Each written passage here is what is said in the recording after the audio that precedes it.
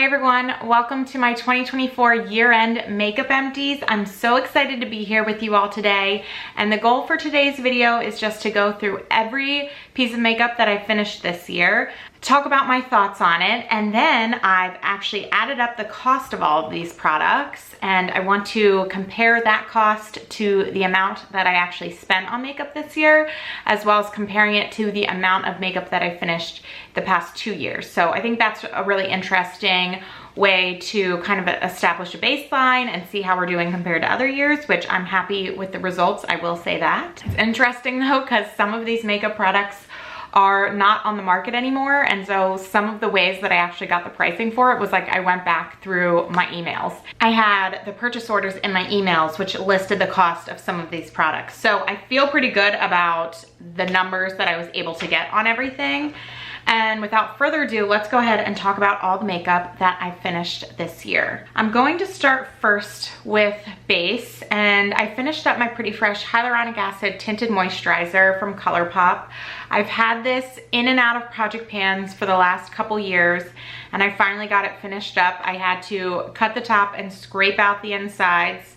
And I'm really happy that I finally finished this one, but I will say that I loved using it. It was so great to just wear it on its own on days when I wanted some sort of coverage, but nothing too heavy. And it was also great just to wear with other foundations because I felt like it made them a little lighter, which is my preference. And so this was just a go-to for me this year, and I finished this one up in my project pan. I also finished another product in my project pan. This is a powder product. This is the Hourglass Ambient Lighting Powder in the shade Dim Light, and I finished this just using it as an all-over face powder. I know it's supposed to be used as a finishing powder, but I decided to break the rules there and just use it as an all-over face powder. It was absolutely beautiful. This actually is the most expensive product I finished this year. It retails at $56. So was a big fan of this, something that I think I will repurchase in the future. I have not yet, but once I kind of minimize my powder collection, I could see myself picking this one up again just because it's such a beautiful product. I also finished up a setting spray this year. This is my e.l.f. Stay All Night Microfine Setting Mist. You all have heard me talk about this one, but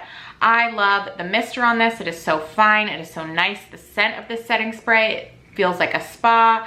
I feel like for a $10 setting spray, it did a great job of making my makeup last. So all in all, definitely a fan of this one, and if I'm looking for an inexpensive setting spray again, this would be the one that I would pick up, at least as it stands right now. I also want to talk about another powder product I finished. This is the pan of my Makeup Geek Romance blush. This was definitely the oldest blush in my collection. Makeup Geek is no longer a brand anymore, and this was one that I had to look in my email to find the price too. I had a big pan in this, and so I rolled it into my project pan because I thought it would be a good opportunity to finish the oldest blush in my collection. I repressed it, and I was able to work through the whole blush. By the end, I was very happy to have this one done, and I'm super proud of this because I also finished a blush last year. So to finish 2 blushes in 2 years, I'm really happy with that progress, especially because I feel like my blush collection is surprisingly large for me personally. All right, let's talk about brow products. So I finished this ColourPop Brow Boss. This was just something that I had like basically laying around my collection that I wasn't using, and so I rolled it into my project pan to get it done. I don't typically use any brow products like this, but I was able to use it for a couple months and finish it up because there really wasn't much left. What I typically use is just this, which this is my ABH Brow Freeze Brow Styling Wax, and I just use this with a dual-ended brush. I pick it up, put it on my brows, then just brush them out, and that is all I do for my brows, and that is my preference. I mean, I didn't mind filling them in with this, but it just honestly felt like an extra step that I didn't really need to do. And so I've already repurchased this, and I can see this being a staple in my collection because I felt like it just does such a great job. Although I repurchased this, and I picked up this Maybelline Super Lock Brow Glue this year, which I haven't used this one yet. So I need to experiment with that because maybe my preferences will change, but currently I'm using the new one of the Brow Freeze Wax. I finished a couple of mascaras this year. So this is my MAC Stack Mascara, which I enjoyed this. I did feel like it smudged a little, which is not my favorite, but overall I thought it was a fine mascara. But compared to this was definitely my favorite mascara that I've used in a while. This is the Tarte Tartelette Tubing Mascara. I've never used a tubing mascara, so I definitely enjoyed this. I thought this wand did a great job of giving me some curl, which my eyelashes are pretty hard to curl. And I just felt like it did not smudge or flake on me. So I'm a big fan of this one. I think this is like the mini size. So I definitely will in the future, when this is on sale, the larger size is on sale, repurchase, because I enjoyed it that much. And then I also finished this Pretty Vulgar eyelid primer. This I got in my BoxyCharm like years ago. I've been using this for a long time, but I just pretty much squeezed out the last little bit of this a few days ago. And so I'm happy to say that this is finally an empty for me. And I bought way earlier in the year a ColourPop eyelid primer, and it's just been sitting in my collection because I thought that I was gonna finish this up way sooner. It took me a lot longer than I thought, but I've squeezed this one pretty clean. It is done, so I'm happy to be done with this and then be able to use the ColourPop eyelid primer that I bought a while back. And then the last three products are lip products, all of which were finished in my project pan. So I have this Milani Rose Butter, which when I was looking up the price of this, they don't make this anymore.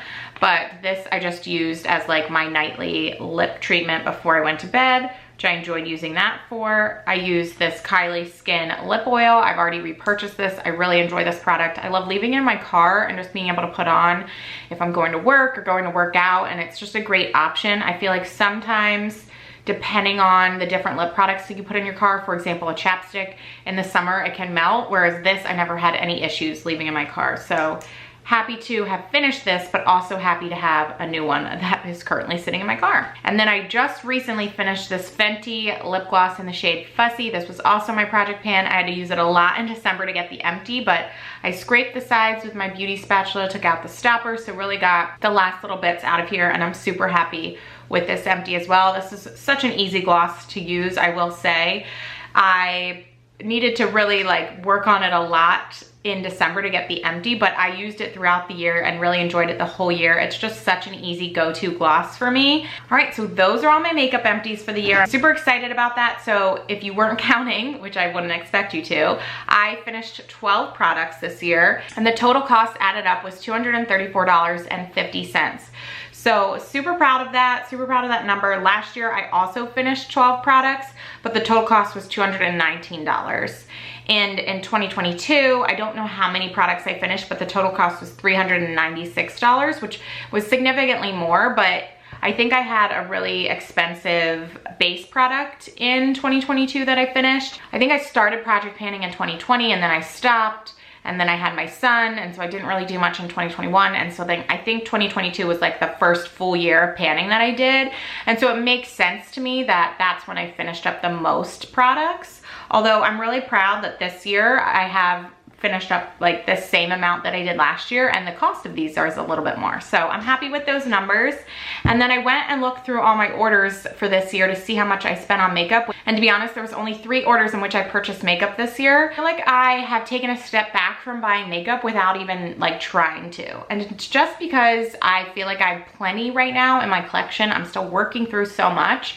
And there are things that I want here and there that I'll pick up, but I only spent $163.50 this year. So I've actually finished more makeup than I bought, at least price-wise and number-wise too. So I'm like really proud of that. And I didn't buy any eyeshadow palettes this year, which I'm also really proud of because I have a ton of eyeshadows and I'm not wearing a lot of eyeshadow. So as much as I like get tempted when I see something, I'm like, you're not even wearing the eyeshadows that you have. So I'm glad that I didn't pick up any new ones. And the things that I did buy, I feel like are things that I'm enjoying using and I'm liking. I also got PR for the first time this year. So I had a couple new makeup products coming in that way. Not a lot, but a couple. And so I'm really thankful for that opportunity as well. That is it. That is the story on all of my makeup empties for 2024. Really proud of everything here. I hope all of you enjoyed this video. Do still need to film my Pan Those Eyeshadows finale video, so that will be coming next. Probably in the beginning of January will actually be live on YouTube, but stay tuned for that. And with all of that being said, I hope all of you are doing well and staying safe. I'm really looking forward to kicking off some new project pans in 2025, so definitely stick around if you are interested in watching those, and I will talk to you all in my next video. Bye.